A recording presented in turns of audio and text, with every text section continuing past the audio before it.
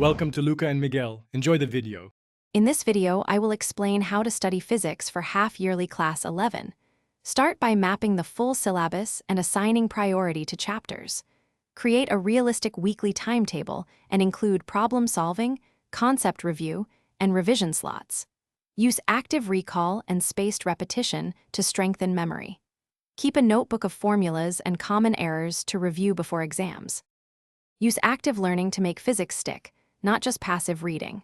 After studying a topic, immediately solve a mix of easy and challenging problems to apply concepts. Explain the topic aloud as if teaching someone.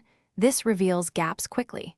Make simple concept maps linking formulas and laws so you see relationships. Regularly revisit older topics to keep them fresh and build confidence for exams. Practice consistently with timed papers to build speed and exam temperament. Focus on questions that integrate multiple concepts, since those boost problem-solving skills.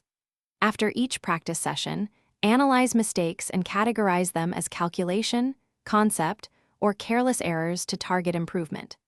Balance daily practice with short revisions of key formulas and graphs so you approach the exam with steady confidence.